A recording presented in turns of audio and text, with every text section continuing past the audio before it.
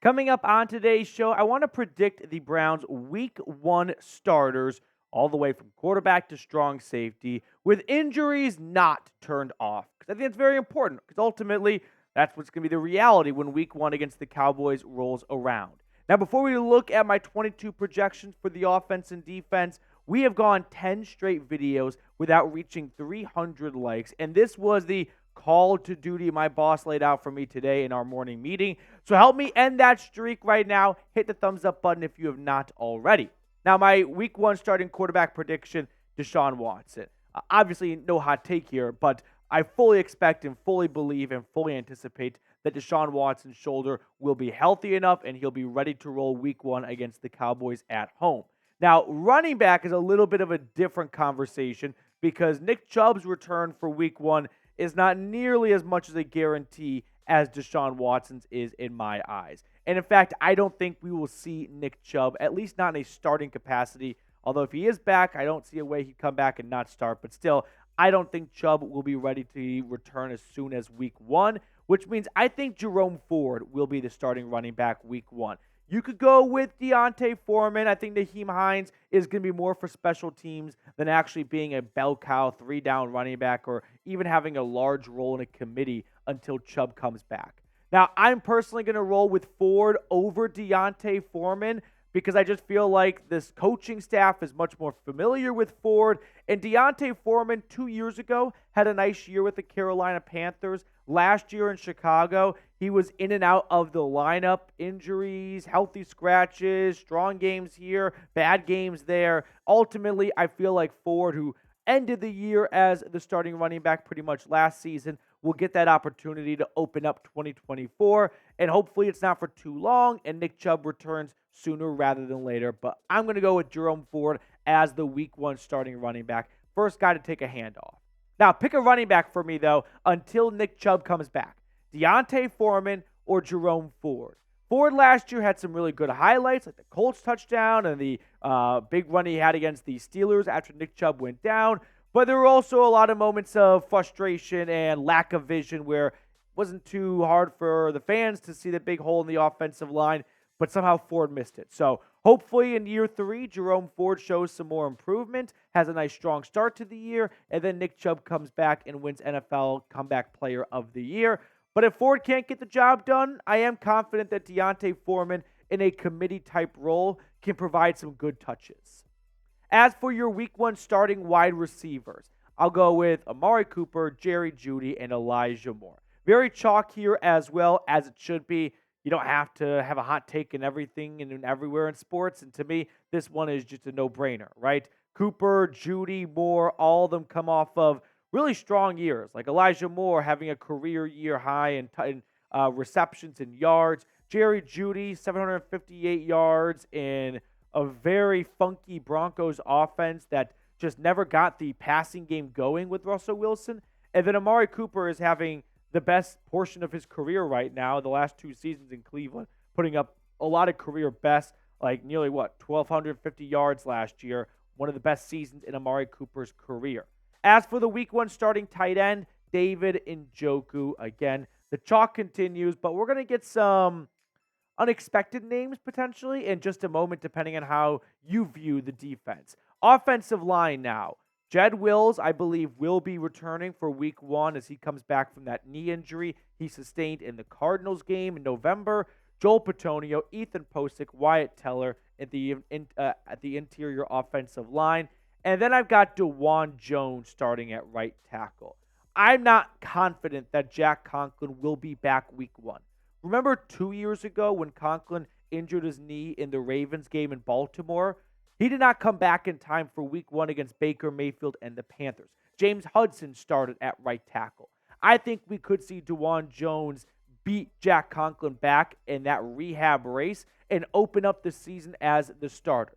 Now, what I don't know, and I really don't want to have to answer this question because it's a very difficult one to answer, is if Jack Conklin is healthy and cleared come Week 3 or Week 4 and Dawand Jones is playing really good football, do they pull Dawand Jones and insert Jack Conklin back into the lineup?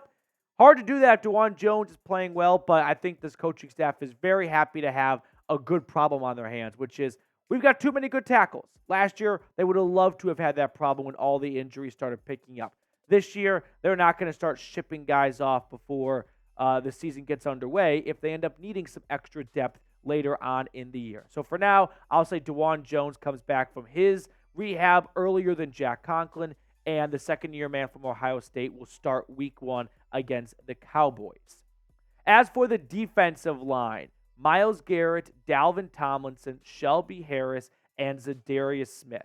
So very, very similar to last year with the substitution of Shelby Harris for Jordan Elliott. I really like this defensive line, right? Last season, they showed a lot of really good pressure from interior and, of course, by Myles Garrett and Za'Darius Smith. Those two guys were some of the best edge rushers when creating pressure for quarterbacks. But, of course, Dalvin Tomlinson's going to be a really stout run defender. He's going to plug up some holes and gaps in the middle of the offensive line and D-line. And then Shelby Harris has some good pass rushing upside to his game while also being an adequate run stopper. But the defensive line in the interior is going to be a strong rotation. You'll see Maurice Hurst, maybe even a little bit of the rookie Mike Hall, and then Quentin Jefferson, who they signed from the Jets. I think he'll come in on third and long or obvious passing situations.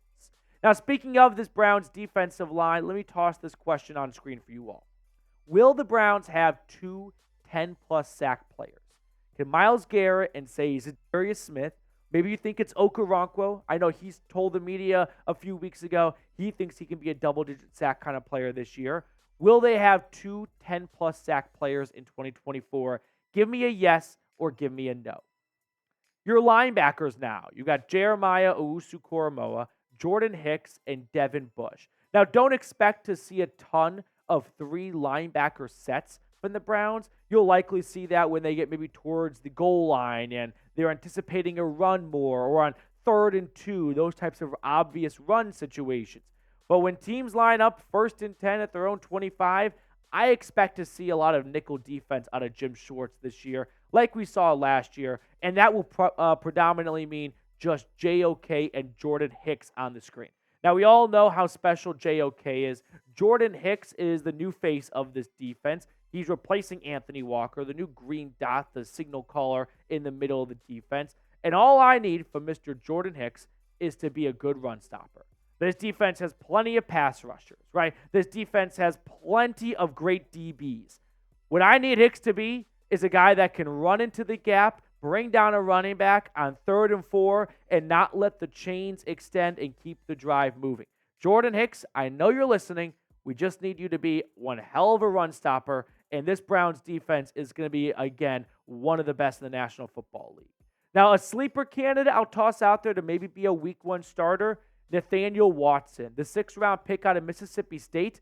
I mean, in the first open OTA session to the media, the guy had a pick 6 on Tyler Huntley in the red zone. Now, it's 7-on-7s. It's far from real football. But if you want to have a little bit of a fiery take of you want a surprise guy that could start week 1, maybe Nathaniel Watson over Devin Bush.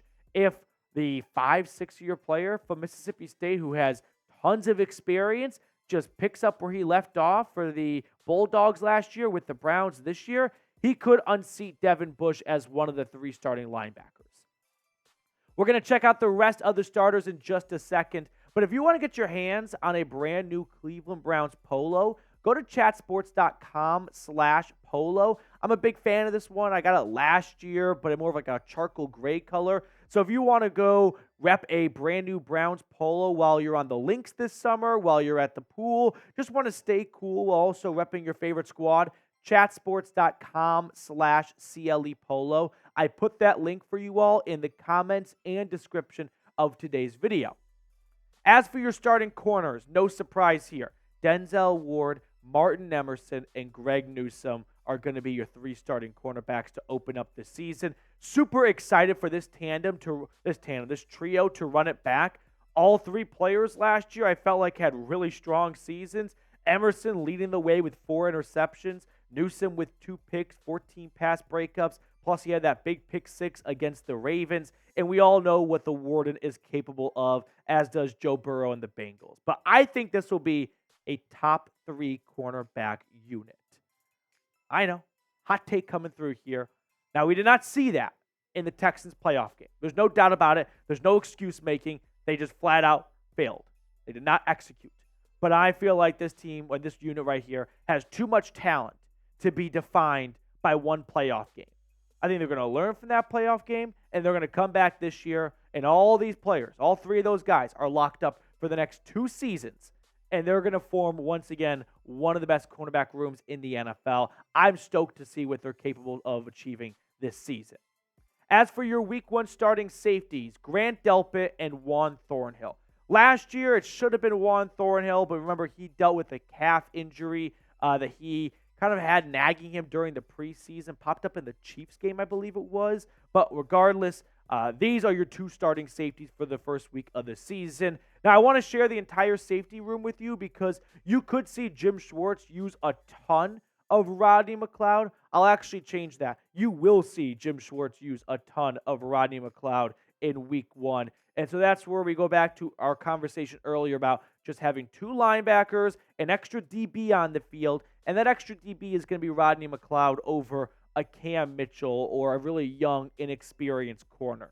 But I'm very pumped for Delpit and Juan Thornhill to, I wouldn't say be like reunited because they played together last season, but they didn't overlap enough last year. Delpit missing the last 4 or 5 weeks of the season. Juan Thornhill missing time periodically throughout the year. Hopefully both these guys got healthy over the offseason. They enter the 2024 season with a clean bill of health, and we can see both safeties start all 17 games. Because if that's the case, this is going to be a really intimidating and fearsome safety tandem.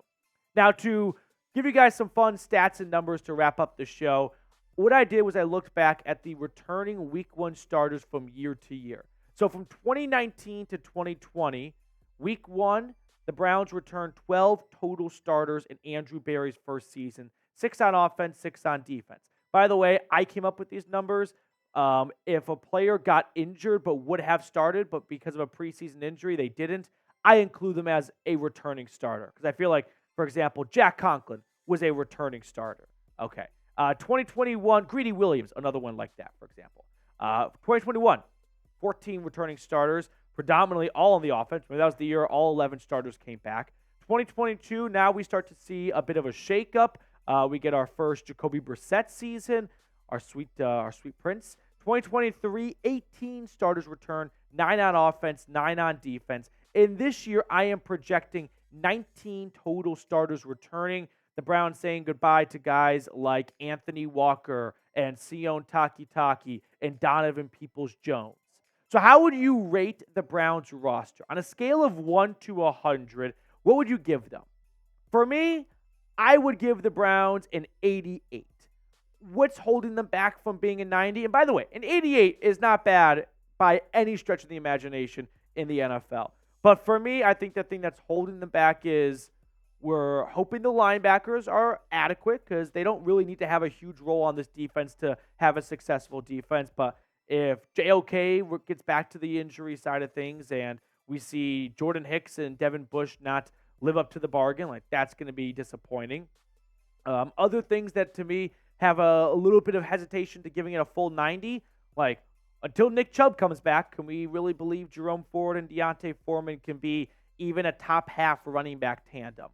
At times last year, for a good chunk of like weeks 8 through 15 or 16, give or take, they looked like that Browns running back room looked bottom 5, bottom 10 in the NFL. So hopefully they can at least just put themselves right in the middle of the fairway. All right, to wrap up the show, let's pick a card.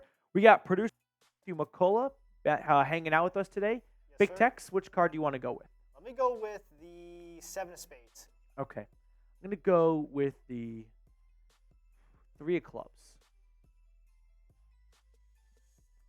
No. 8 of clubs. 8 of clubs.